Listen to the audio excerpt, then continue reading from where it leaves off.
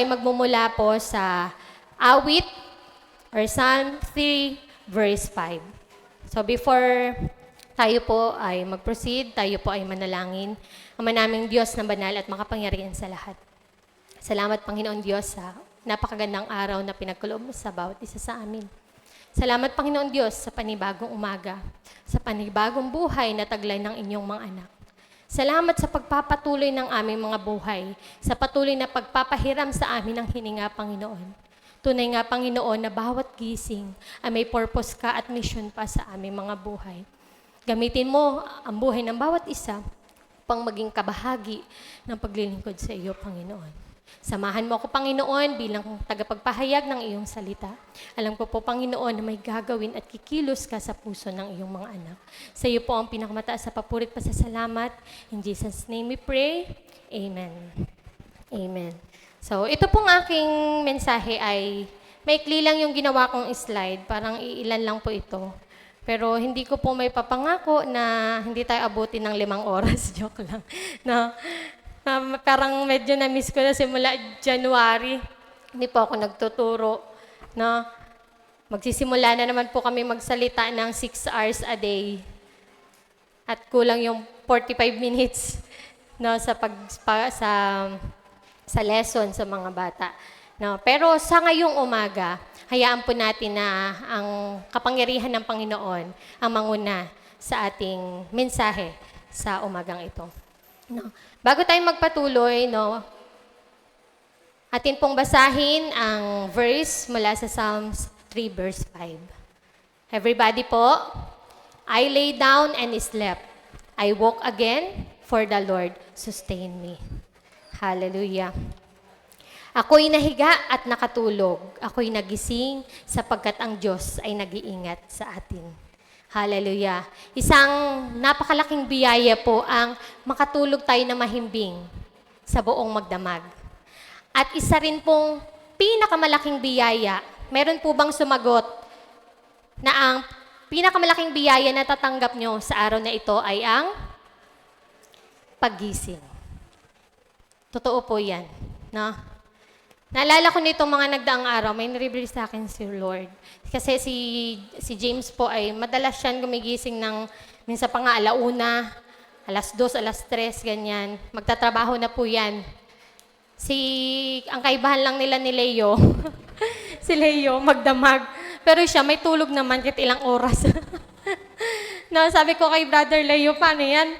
Mensahe ko tungkol sa pagtulog ng magdamag. Ay, ikaw hindi ka naman natutulog. No? No? Si James po, ngayong linggo lang yon. Ay, doon nakaraang linggo pala. Nagising siya ng 3:00 para magtrabaho na. Pag alis niya po, pag andar ng sasakyan, hindi ko alam, parang abigat ng dibdib ko. Napaiyak ako, gising si Tala noon, kadedede lang po. Umiyak ako habang nilalaro ko si Tala. Nag-reveal sa akin yung sinabi ko dati. Simula nung binigay sa akin si Tala, lagi kong sinasabi na, wala na po ako mahihiling, Lord. Binigay mo na yung panalangin ko. Iyak ako. Habang minamasdan ko po si Tala, nilalaro ko, sabi ko, Lord, binabawi ko po yung sinabi ko na wala na akong mahiling pa. Dahil po, ang hihilingin ko ngayon ay ang buhay naming mag-asawa, na mabuhay pa kami ng matagal para makita namin yung magandang kinabukasan ng aming mga anak. Kaya wag po nating sasabihin na wala na akong mahiling pa. Parang yung linya ko na yon, sinabi ko lang dahil sobrang saya ko.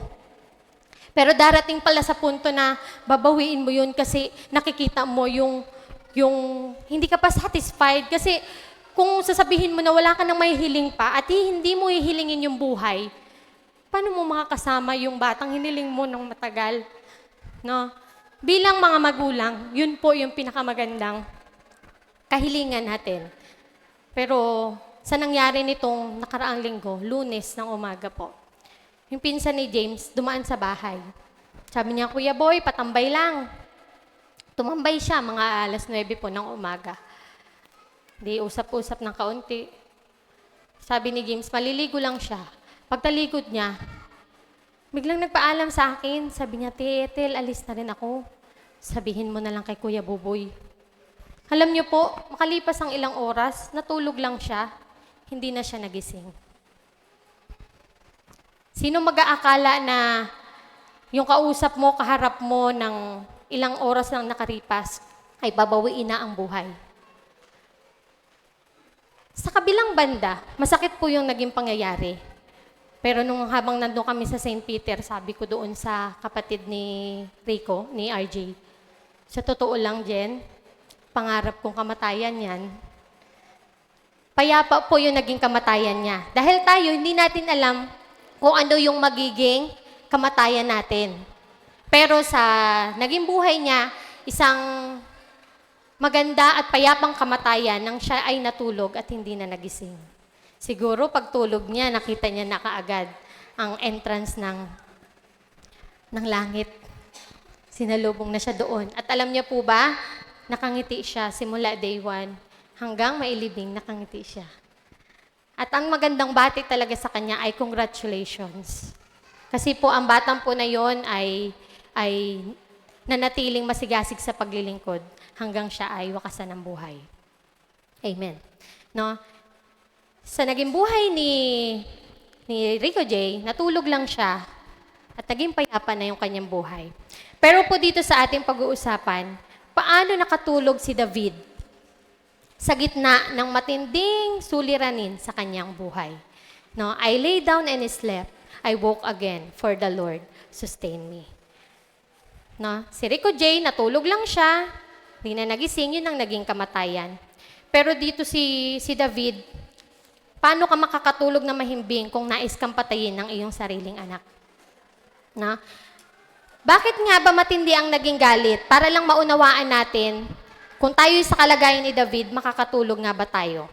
Na? Bakit naging matindi yung galit ni Absalom at masidhing yung hangarin niyang mapatay ang kanyang sariling ama? No? Unang-una po, ang kawalan ng hustisya sa kanilang pamilya, no? At matinding ambisyon na makuha niya yung kapangyarihan. No?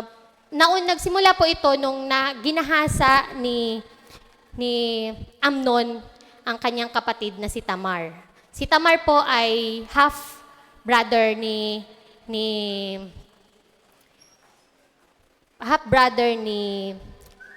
Absalom. No? Si Absalom at si Tamar ay buong magkapatid. So parang anak si Tamar sa ibang babae ni David. Pero dumating po sa punto na ginahasa ni Amnon si Tamar. Matindi yung naging galit ni Absalom kay Tamar. Pinaalam nila ito kay Haring David sa kanilang ama. No? Doon nagsimula po yung galit ni Absalom sa kanyang ama dahil nung nalaman ni David ang nangyari, bilang hari at bilang ama, nagalit siya. Pero walang ginawang legal na aksyon o parusa para sa kanyang anak na si Amnon. No, doon po nagsimula, no? Bilang mga magulang, dapat disiplinahin ating mga anak at hindi siya simpleng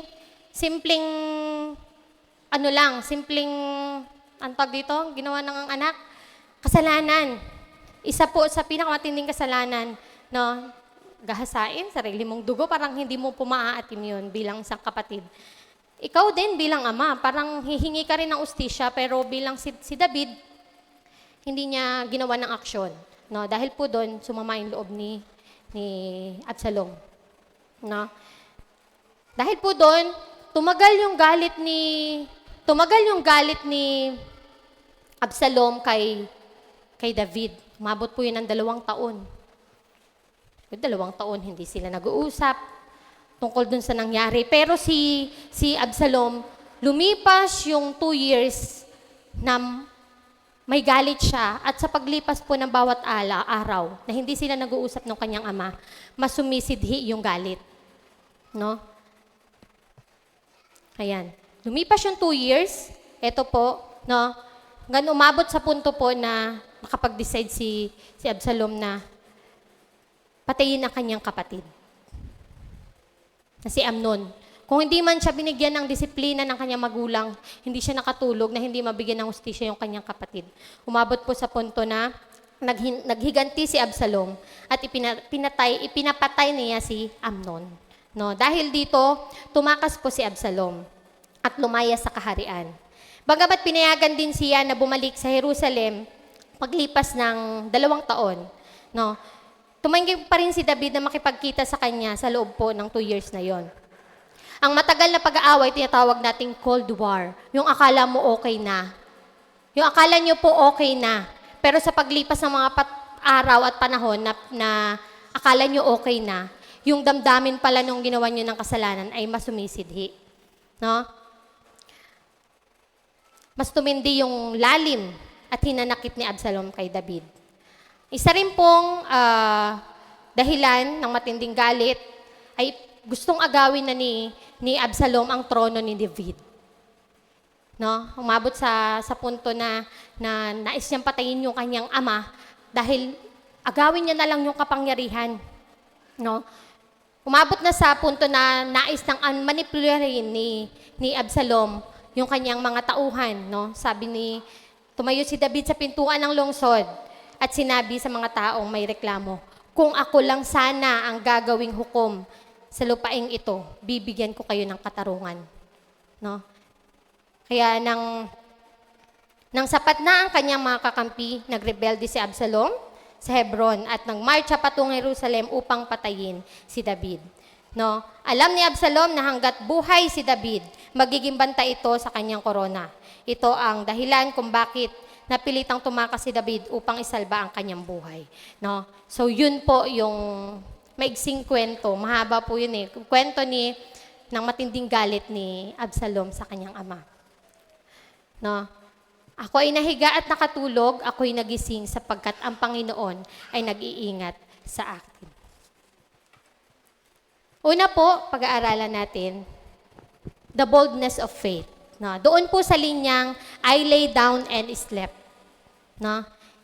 Sabi nga, isang biyaya po ang makatulog na mahimbing. No? Sa buhay ni David, no, ang kanyang suliranin, ang kanyang problema po ay ang matinding puot ni Absalom sa kanya. No? Sa matinding problema, maging sa atin po, ang unang nawawala ay ang kapayapaan natin sa pagtulog. Bakit ba tayo hindi makatulog? Dahil marami tayong problema, marami tayong iniisip, meron tayong mga anxieties o pag-aalala. No? Yun yung dahilan po kung bakit nananakaw yung ating oras sa pagpapahinga. Kasi marami tayong iniisip in the future pa, malayo pa, iniisip mo na. O yung mangyayari kinabukasan. Pero bakit di natin magawa matulog? Kahit nga minsan, nakapikit tayo, pero gising pa rin ang diwa. No? Hanggang sa, naranasan niyo ba yun? Hanggang sa dumating, nga pala, ipag-pray ko na sana makatulog ako na mahimbing. No? Tsaka bukas mo na marirealize, thank you Lord. Thank you Lord sa biyaya ng pagtulog. No? Sa kabilang punto, no, si David ay nakatulog sa gitna po ng matinding pagsubok. Choosing to rest. No? Pinili niya po na makatulog. No? Ang pagpili sa pagtulog ni David ay isang act of faith. Yan.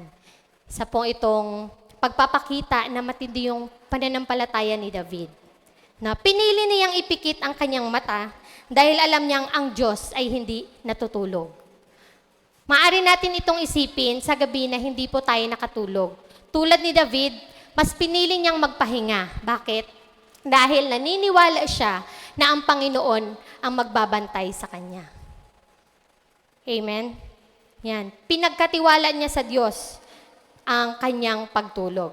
Sabi po sa Awit 4, verse 8, sa aking paghinga, nakakatulog ng mahimbing, pagkat ikaw, Yahweh, ang nag-iingat sa akin. Amen. Sa magdamag po, maraming pwedeng mangyari. Hindi natin alam, sinecure natin yung mga pinto. ilang oras tayo matutulog? Simula alas 9 ng gabi hanggang alas 5 ng umaga. At ang kadalasan po na nangyayari, yung mga bandang alauna, alas 2, yan po yung sinasabi nilang ora de peligro. Ang dami nangyayaring malalaman natin kinabukasan. Di ba po? Ayan. Pero, sa buong magdamag, iningatan po siya ng Panginoon. Dahil pinagkatiwala niya po ang kanyang pagtulog sa Panginoon. Ang pagtulog ni David ay pagpapakita po ng pag-surrender ng kanyang buhay. Pagsuko sa Panginoon. Na? Kapag tayo ay natutulog, wala tayong kontrol sa paligid. Sabi nga, pag natutulog daw tayo, ang nagfa-function lang sa atin, puso at lungs. Yan. No, pag yun po, hindi totoo yung bangungot yung sinabi na naginip ka ng hindi maganda, pinatay ka sa panaginip mo, kaya patay ka na rin. So, hindi po yung totoo. Ang bangungot ay merong organs sa iyong katawan na hindi nag-function habang ikaw ay natutulog. Kaya, yun po yung cause, kaya hindi ka na nagising. Sa cause ni RJ, natulog siya at ang naging cause of death niya is cardiac arrest. So habang natutulog siya, so nagkaroon ng problema sa kanyang puso na naging dahilan kung ba't hindi na siya nagising. At ang cardiac arrest pala ay minuto lang yan. Pagpunta namin sa St. Peter, pagtingin namin sa kanya, itim na kaagad yung, pero kaalis na lang sa pante itim na kaagad yung kanyang mukha. Sabi, merong mga ugat na pumutok, yung dugo hindi na dumaloy. Kasi habang tayo natutulog, yung dugo natin, dumadaloy yan. Grabe itong verse na to na nireveal sa akin ni Lord mga nakaraang linggo pa. Pero hindi pa ako gumagawa ng mensahe. Nakita ko na, bakit ito Lord yung binigay mo? Ako'y natulog. No? At ang pinakamaganda dito, sa mensahe naman na ito, tayo ay gumising. Pero kabaligtaran siya, nangyari kay RJ. Si RJ natulog, hindi na nagising. Ang kalaban naman natin, na katulad ni David, ay ang problema. No? Pero sa kabila ng matinding problema sa buhay ni David, ang kanyang pagtulog na mahimbing ay isa pong pagpapakita ng pagsuko. Pagsuko po ng ating mga alalahanin, problema sa ating Panginoon. Amen. No? So, habang tayo natutulog, wala tayong control sa paligid. Ang pagtulog sa gitna ng bagyo ay pagpapakita na mas malaki ang tiwala natin sa Diyos kaysa takot natin sa ating mga kaaway. Kung ikaw si David, baka mamaya, pag tulog mo at napahimbing ka man lang ng tulog, nasaksak ka na ni Absalom. No? Sino sa buhay natin ang mga may Absalom? Yun bang parang pagtulog mo pa lang, iniisip mo baka patayin ako ng anak ko, patayin ako ng asawa ko, no? Kayong mga asawa, mayos kayo. Ang unan baga ang katabi ng asawa niya. No? Huwag niyong gagalitin. Merong mga ganun sa, ano po, di ba? Sa mga balita. Suffocation ang cause of death. Hindi ka pinatay ng asawa mo. Tinagdan ka lang na unan, no? Kaya kami ni James, lagi kami nagbibruan. May insurance kami parehas. Huwag mo kong galitin. Takpan lang kita ng unan. Di ba po? Ayan. No? Pero po, sa buhay ni David, natulog siya ng mahimbing. Kasi po, isinuko niya sa Panginoon yung kanyang maraming alalahanin. No? Ayan. No? Ano ba yung nagiging hamon natin sa gabi? No, syempre, unang-una ng anxieties natin, number 1 nga ang problema ng tao, pera. May babayaran ako bukas, lalo na kapag due date na, yan. Due date ng card. Ano ba yun? Due date ng tubig, due date ng kuryente. No? Hindi ka na makatulog. Kasi, ngayon na yung magdamag, lilipas yung magdamag, wala ka pa ring hawak na pambayad para sa kinabukasan. Paano ka makatulog? No? Naisip mo kanino kaya ako mangungutang. No? Bigyan kaya ako ni ano, ni ganto. No, paano kung hindi? Di plan B. May plan B ka bago ka matulog, gumawa ka ng plan A. Gumawa ka rin ng plan B. No? Plan C. No, wala na. Pag wala kang malapitan, anong gagawin mo? At least mayroon kang plano, di ba? Yun. Ano pa? Kalaban natin sa pagtulog sa gabi. Yung relasyon natin sa pamilya. Medyo mabigat po yun. Kapag halimbawa, natulog ka, may samaan kayo ng loob ng asawa mo. Sabi nga daw, wag palipasin ang magdamag nang hindi kayo nagkakaayos ng asawa mo. At lalo't wag mong palipasin ang mas mahabang panahon ng matindi yung nagawa. Parang nangyari kay Absalom at kay David. 2 years po, kakayanin ba natin yon? Naranasan niyo po ba na meron kayong kaaway na hindi niyo kinausap na matagal na panahon? Na nanatili po yung galit sa puso. Pero, kung gagawa ka ng paraan para kausapin yun, no? So, parang ngayon sinasabi na, parang kang nabunutan ng tinik. Di ba po? Pero tayo mga Kristiyano, ang paraan ng ating pag-surrender kay Lord ay sa pamamagitan po ng panalangin. Amen. Bago po tayo matulog, ipag-pray po natin yung marami nating alalahanin, marami nating problema.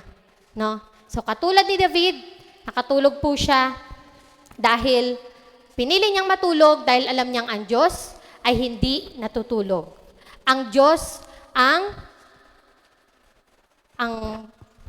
magbubuhat ng kanyang matinding suliranin. No? So ang pagsuko po ng problema ay hindi kaduwagan sa paningin po ng Diyos. Ito po ay pagpapakita ng humbleness na isinasailalay, sa Kanya niyo po yung kapayapaan ng inyong puso't isipan sa lilipas na magdamag. No? Ayan po.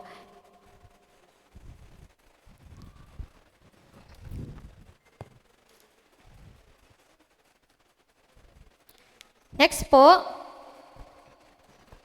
Ayan. The faithfulness of God.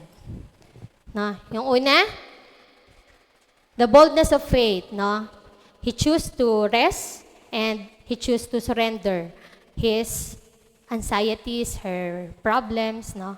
Ang pangalawa po, the faithfulness of God. Doon po sa linyang, I woke again. No? I lay down and slept, I woke again. Ito po yung magandang kasunod ng linya. Si Rico J. hindi na nagising. Dito sa verse na to, tayo ay ginising. Kaya, biyaya na tayo po ay ginising kaninang umaga. Amen. A new morning. No? Isa pong biyaya ang magkaroon tayo ng isang bagong umaga. Ang bawat pagising ay isang patunay na biyaya ng Diyos. Hindi tayo nagising dahil sa ating sariling lakas o dahil sa ating mga alarm clock, no? Kundi dahil sa pahintulot po ng ating Panginoon. May purpose pa ang Diyos kung bakit ginising kanya kaninang umaga. Ano ba yung gagawin mong makabuluhan sa maghapong ito? Kaya maganda po na bawat maliliit na pangyayari sa ating mga buhay, hanapin natin or pag-aralan natin yung purpose ng Panginoon kung bakit ginising niya tayo kaninang umaga. So wag natin sasayangin yung maghapon na lilipas na wala po tayong ginawang bagay na makabuluhan. O, isang bagay na makabuluhan na ginawa natin kanina, mula pagising, unang-una ay ang papurihan agad ng ating Panginoon. Ngayon lang pong pagpapasalamat na tayo ay pinahiram muli ng hininga, binigyan ng pagkakataon na makasama ang ating mga mahal sa buhay, at binigyan ng lakas upang muli nating purihin at sambahin ng ating Panginoon. Kailan ba tayo sasamba pag tayo hindi na nagising? Biyaya po yun, o congratulations ang pagbati. Kung tayo ay hindi na nagising at tayo magpupuri ng tuluyan sa Panginoon. Subalit, isa pong napakalaking problema sa kabilang buhay kung ang pupuntahan natin ay hindi sa Panginoon. Subalit, sa buhay po nating mga anak ng Diyos, so tayo po ay 100% po na bibigyan ng assurance o binibigyan ng assurance na pag ang buhay natin ay pinagamit natin sa Panginoon, 100% po na ang patungo natin ay sa langit. Amen. No? Ang isang bagong umaga ay hindi po dahil sa nag-exercise tayo kahapon para bigyan tayo ng masiglang puso. Di ba po? Kaya nga nag-exercise, bigyan tayo ng malakas na katawan. Paano kung masyado mong pinagod ang sarili mo? Kasi yung exercise na yan, may sariling plano din yan. May sariling training program na hindi applicable sa health mo. Hindi mo pwedeng hiramin yung training program nung kaibigan mo. Bakit ito? 50 push-up kahapon, 100 push-up kinabukasan, 100 push-up sa susunod na araw. Hindi mo pwedeng hiramin yung training program niya. Dahil yun po ay nakadepende sa lakas niya. So tayo po ay magkakaiba ng lakas. No? So hindi natin pwedeng sabihin na, kaya ako nagising dahil mine-maintain ko ang aking kalusugan. Tayo ay nagising dahil sa biyaya ng Diyos. Amen. Hallelujah. So, sa buhay po ni David, ang kanyang paggising ay isang napakalaking biyaya. Sapagkat ito po ay may pahintulot ng ating Panginoon. Amen.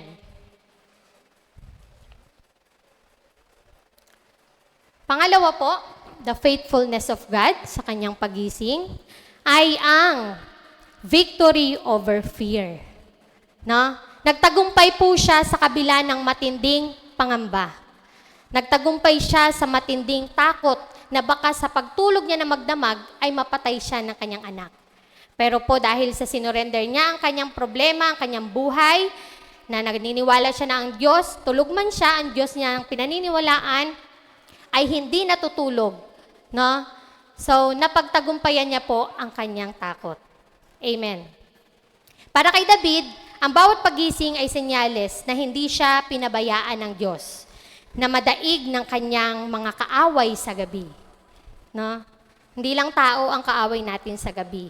Ang ating puso at isipan, kaaway po natin sa gabi. Lalo't hindi natin hihilingin ang kapayapaan na mula po sa ating Panginoon. Amen. Sabi po sa Awit 27 verse 1, si Yahweh ang ilaw ko at kaligtasan. Sino pa ba ang aking katatakutan? Amen? Na? Si Yahweh, sabi sa, ang kasunod, si Yahweh ang muog ng aking buhay. Sino pa ba ang aking kasisindakan? Amen? Na? So, lumayo man ang loob o masira man ang relasyon sa kapwa, o dumating man sa punto na ganito na masira po yung relasyon ng magulang sa anak, ipagpasa Diyos po nating lahat. Katulad po ni David, hindi po niya iniwan ang Panginoon. Hindi po niya nakalimutan ang Panginoon sa gitna ng matinding pagsubok sa kanyang buhay. No? Dahil naniniwala po siya na ang Diyos ang kanyang muog o sandalan sa kabila ng matinding unos ng kanyang buhay. Ang Diyos ang nag-ingat sa iyo kagabi at ang Diyos ay sasamahan ka sa bawat hamon na darating sa bawat araw ng ating mga buhay. Kung ang buhay mo ay pagkatiwala mo sa Panginoon, hindi ka lang niya ngayon iingatan, kundi sa darating pang mga araw. No? So, ito po yung pagpapakita ng ang katapatan ng Panginoon sa buhay po ni David. Ayan. Yung siya po ay nagising. Amen? So, tingnan naman po natin yung the secret of strength, no? Doon po yan sa ikatlong linya. Sabi kanina, unang linya, I lie down and slept. Pangalawa po, I woke again. At pinakamaganda po sa ikatlong linya, for the Lord sustain me. Amen? So, nakita niya po yung dahilan ng kanyang pagising. Bakit siya nagising? Sapagkat sinabi niya na ang Diyos ang nag-iingat sa akin. Amen? Salamat sa Panginoon. No? Yun man lang mabanggit natin sa umaga na salamat sa biyaya ng buhay. Salamat sa biyaya ng pagising. Sapagkat Diyos lang po ang gumagawa niyan. Sabi kanina, hindi po tayo nagigising dahil sa ating sariling lakas, kundi dahil po yan sa pahintulot ng Panginoon. Ang Diyos po ang nagplano, nagigising ka pa ngayong umaga. Na? So, number 1 po, letter A, the divine sustainer. Ang Diyos po ang ating divine sustainer. Siya po ang nag-iingat sa ating mga buhay. No? Sinong nagsasabi na pagising sa umaga, sa maghapong ito, walang kahit anumang mangyayari sa iyo.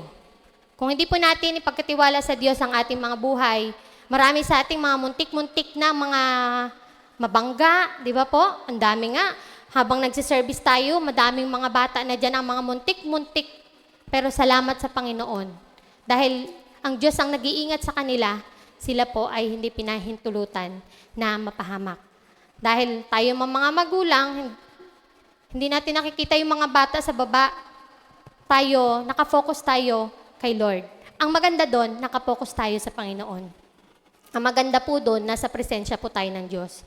Kaya yun din yung laging prayer namin, lalo ngayong magpapasukan po, panalangin naman namin na ang Diyos lamang po ang nakakakita sa sitwasyon ng aming mga anak sa paaralan. Kami may kanyang-kanyang trabaho na naman. Ang aming mga anak mag-aaral, may kanya-kanyang buhay sa maghapon, magkikita na lang kami alas 5 ng hapon. Subalit salamat sa Panginoon sa maraming taon na sila'y nag-aaral, may sariling buhay sa maghapon, ang Diyos po ang nag-ingat sa kanila. Sapagkat yun po ang pangako ng Diyos, na sila po ay iingatan. Amen. Ang salitang nag-iingat, to sustains, ay nangangahulugang pag-aalay o pagtukod o pag-care ng Panginoon sa atin. Sabi po sa Awit 54, tingnan natin, ang sabi sa Awit 54 verse 4.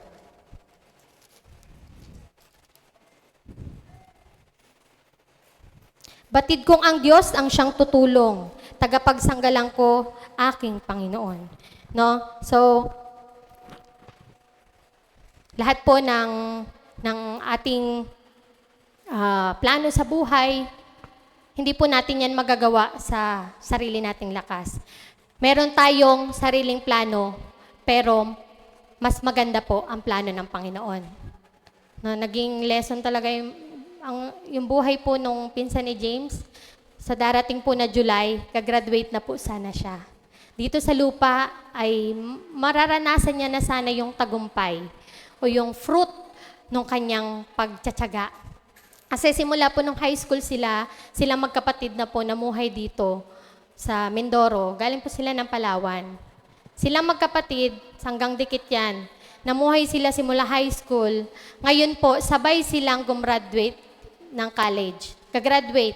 Yung kapatid niya po ay gumraduate sa Divine last week. CPA. Siya naman po, sa darating na July, kasi 5 years yung kanyang civil engineering po, hindi na ito na ipantulutan Panginoon dahil kinuha na po ang kanyang buhay. Hindi man siya nagtagumpay sa kanyang pagnanais na makamit. Sabi nga, may plano tayo pero mas the best yung plano ng Panginoon. Marami siyang plano. Sinabi ka lahat ng kapatid niya. Dami siyang plano. Kahit kay James, marami siyang nabanggit. Marami siyang gustong tulungan pagka-graduate niya. As engineer, syempre marami siyang magagawa. Sabi niya sa papa niya, makakapagpahinga ka na pa. Sila nang bahala magkapatid dahil graduate sila. Pero po, ang victory dito sa lupa bilang maging engineer na kanyang plano ay hindi po naganap. Subalit, sa kabilang banda, ang plano po ng Panginoon ang naganap sa kanyang buhay. Na yung pinapangarap, may pangarap tayo sa lupa, may pangarap din po tayo sa langit. Kaya nga po tayo nagsisigasig na paggamit ng buhay sa Panginoon. Subalit yung pangarap niya nang simulay siya'y makakilala sa Panginoon. Grabe po yung pamilya nila na yan. Isang buong pamilya po sila ginagamit po sa pulpito. Nung nakaraang linggo lang po, kaya kompleto sila dito, buong pamilya, buong angkan talaga galing ng Palawan. Kasi nagkaroon po sila ng family camp sa Magbay. Sila po ay Rainbow Tabernacle. Yan, buong angkan po nila James, mga Rainbow Tabernacle sila. Biyaya po na nakita ng lahat na ang buong pamilya po nila ay ginagamit sa paglilingkod sa Panginoon. Tatay niya nagpapaawit, nanay niya nagsusong leader din, ang kapatid niya po nagsusong leader din, si RJ po nagsusong leader din, tumutugtog ng gitara. Maliit pa lang po yan, nagtuto na siya magitara. Kaya doon sa kanyang harapan ng kanyang kabaong, nandun po yung gitara na ginamit niya. No, kaya sabi ko, mas masaya ang tugtugan sa langit. No, yun po ang naging plano ng Panginoon, ang siyang makasama sa pagpupuri. Na makamtan niya na ang minimithing korona po sa langit. Kasi dami nagsalita, kabutihan niya. Talaga, sabi nga nung mga ito yata yung batang walang kaaway. Tayo po, di ba may kaaway? Pero yung bata po na yun, parang wala po kaming narinig na dinisrespect niyang tao. Kaya sabi, mahirap daw maging babuti. No? So, ito po kasing bata na to ay patunay na pwede rin pala mamuhay na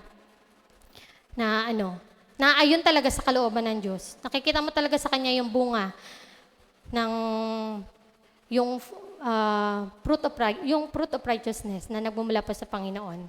No? Sapagkat Diyos po ang nagplano rin na maging yun siya. Amen. Na hanggang sa maging wakas ng kanyang buhay, ay maging biyaya siya at maging inspirasyon po sa buhay ng iba. No?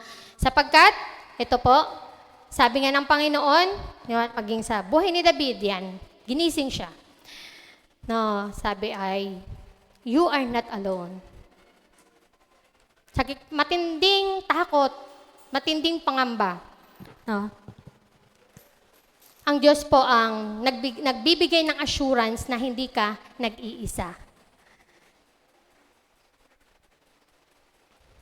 Ang seguridad ni David ay hindi dahil sa dami ng kanyang sundalo. Dami siyang mga tauhan po, di ba? No, na isang, bantayan niyo ako magdamag. Pwede ba yung gano'n? No, pwede niya sabihin yun. Bantayan niyo ako magdamag. At nawala ni isa mang makakalapit sa akin. No? So, pwede niyang gawin yun. Subalit, sabi niya, hindi siya nag-iisa sapagkat kasama niya po ang presensya ng Panginoon. Amen.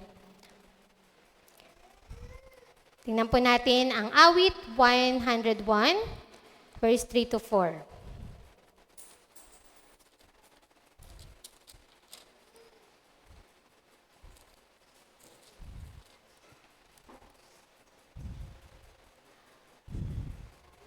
Hindi pa. 121 pala. Awit 121. Ayan. Di niya ako hahayaang mabuwal. Siya'y di natutulog. Ako'y babantayan. Ang tagapagtanggol ng bayang Israel, hindi natutulog at palaging gising. Amen. Kaya nga may kanta, natutulog ba ang Diyos? O, kayong sasagot, natutulog po ba ang Diyos? Hindi. Sapagkat ang Diyos na ating pinaglilingkaran po, matulog man tayo na mahimbing, siya po ang nagmamatyag sa atin. Amen. Sapagkat ang pangako ng Diyos, ang Diyos po ang mag-iingat sa atin. Sa bawat lakad natin, ang Diyos po ang magbabantay sa atin. Sapagkat ang pangako ng Diyos ay hindi tayo nag-iisa. Kaya nga, alis na ako. Sabi nung, hindi daw ganun. Alis na kami. Sabi daw, baliw yun baliw yun, alis na kami. Nag-iisa ka lang. No? Pero, ang totoo, hindi ka talaga nag-iisang umalis. Sapagkat saan mang dako ka pumunta, ay kasama natin ang presensya ng Diyos. Hallelujah. At yun po ang sekreto na naging lakas po ni David. Amen? Ayan. Naniwala siya na ang Diyos ang kanyang sustainer, and naniwala po siya na ang kanyang Diyos ang kasama sa lahat po ng sitwasyon ng kanyang buhay. Ayan. So hanggang doon lang po yung slide ko. No? Pero marami pong lesson ang iiwanan sa atin. No? Sabi, alisin natin ang tingin natin sa mga Absalom ng ating mga buhay. May kanya-kanya po tayong Absalom. Problema, pagsubok, kalungkutan, bigat sa damdamin, puot, maraming alalahanin. Marami tayong plano na gustong makamit. Kung yung mag-focusan natin ay yung pagsubok sa ating mga buhay, hindi po tayo makakabangon. Pinipigilan ko umiyak dun sa libing. Pero nung sumigaw yung nanay ni RJ po, alam niyo po ang paulit-ulit niyang sigaw. Tabang, Panginoon. Tabang. Tulungan. Alam niyo po, yun ang grabe po, sa kabila ng pagsubok sa kanilang buhay, nakita niyo po na ang biyaya ng Panginoon ang talaga nagpapatatag sa kanila. Marami po kasi sa atin na kapag masaya tayo, hindi lang sa atin, marami dyan. Tayo kasi Kristiyano eh. Alam natin na kailangan natin ng Panginoon sa kasiyahan. Kailangan natin ng Panginoon sa kalungkutan. Kailangan natin ng Panginoon lalo't higit sa pagdadalamhati. Pero ang isa sa pinakamaganda, yung sisigaw tayo ng tabang Lord. Wala pong masama kung hihingi tayo ng tulong sa ating Panginoon. Alam niyo po ba yung tabang? Tabang po sa Bisaya ay, tulong Lord. No? Kasi, kung sa Absalom ng buhay natin tayo magfo-focus, hindi po tayo makaka-move on. No? Ituon po natin ang ating focus sa ating Panginoon. Sapagkat Diyos po ang ating tagapagligtas. Ang Diyos po ang ating muog at sandigan sa kahit anong unos sa ating mga buhay. Sapagkat may pangako po ang Diyos. Sabi po sa Isaiah 46 verse 4, ano nga po yung Isaiah 46 verse 4?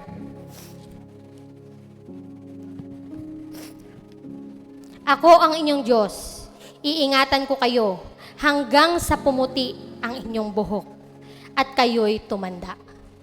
Amen. Say amen po.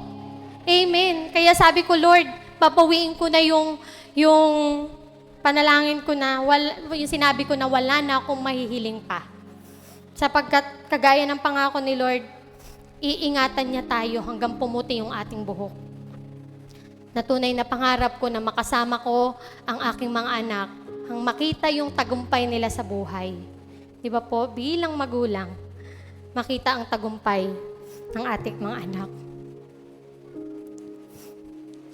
Bilang buod po ng ating pinag-aralan sa umagang ito, ang kapayapaan ay hindi kawalan ng gulo, kundi ang presensya ng Diyos sa gitna ng gulo. Amen. Ito po ang matinding hamon sa atin. Kung ang Diyos ang nagbabantay sa iyo, maaari ka nang magpahinga. Hindi yung pahinga na tuluyan po ha. Magpahinga. Katulad ni David, natulog siya na mahimbing. Iwanan mo iyong mga alalahanin sa Kanya bago ka matulog mamaya. Masarap po at mahimbing po yung ating tulog pag lahat po ay pinagkatiwala natin sa Panginoon. Atin pong tulungang ipanalangin ang mga taong may mabigat na pinagdaraanan. Ang pinaka maganda po kasing biyaya ay ang kapayapaan. Kapayapaan po na habang tayo nabubuhay, no? Maging sa ating pagtulog, mapapurihan natin at sambahin na ating Panginoon. Dahil ipinapakita nito na nagtitiwala kang ang Diyos ang kumikilos habang ikaw ay nagpapahinga. Amen. Hallelujah. So dito po, marami tayong aral na matutunan. No? Meron po ditong payo sa ating mga magulang. Si David po ay isang dakilang hari, lalaking kinalulugdan ng Diyos. Ngunit pagdating po sa kanyang tahanan, nagkulang siya sa pagdidisiplina at paggabay sa kanyang anak. Ito po ay payo sa ating mga magulang. Nakalipas po yung Mother's Day at magkakaroon na naman po ng Father's Day. No, paalala sa atin bilang mga magulang. No, na katulad ni David po, mayroon tayong minsang nagiging pagkukulang sa ating mga anak. No? Sabi, harapin ang problema at huwag idaan sa silent treatment. Ano yung silent treatment? No? Sa buhay po ni David, nanggahasain ni Amnon si Tamar, nagalit si David, ngunit wala siyang ginawang aksyon. Nang patayin naman ni Absalom si Amnon, pinauwi nga ni David si Absalom sa Jerusalem, ngunit hindi niya ito kinausap o kinita sa loob po ng 2 taon. Bilang payo, ang pananahimik at pag-iwas sa problema ay hindi pagpapakalma ng sitwasyon. Lalo lamang ito yung nagtatanim ng galit sa ating mga puso. Lalo tigit kung sa ating mga anak po tayo nagkulang. No? Huwag po nating patatagalin ang problema. Kung may nagawang mali sa anak, kausapin ng seryoso. Ang pagdidisiplina na may pagmamahal ay mas mabuti kaysa sa pagpabaliwala. Kaya po natutuwa ako nung natutunan ng aking mga anak na ang pagpalo ay pagmamahal at pagdidisiplina. Kaya nga proud ako, simula nung nalaman ko rin yun, pag tinatanong, sino ang naranasang paluin ng magulang? Proud talaga ako. Pinapalo ako ng magulang. So yun po ang dahilan kung bakit lumaki ka ng may integridad. Lumaki ka ng may pagmamahal ng magulang. Na pagpapakita ng mabuting halimbawa bilang isang magulang po. So si David po ay isang hari. Kilalang hari po. No, tayo bilang mga magulang ay hari po ng hari at reyna ng ating pamilya. No, si Absalom ay nagrebelde at kumuha na rin ng mga babae sa harap ng madla. Isang bagay na tila sumasalamin sa naging kasalanan din ni David. Kilala natin si David noon kay Batseba. Ang mga unresolved issues or mga bad habits sa magulang ay madalas na nakikita at nagiging pattern din ng ating mga anak. So, hindi po natin pwedeng utusan ng ating mga anak na maging mabuti kung tayo mismong mga magulang ay hindi gumagawa ng mabuti. No? Ang pinakamabisang paraan po ng pagpapalaki sa ating mga anak ay ang pamumuhay ng may integridad po at iyan po ay magsisimula sa loob ng ating tahanan. Amen. Bigyan po natin ng halaga ang emosyon ng ating mga anak.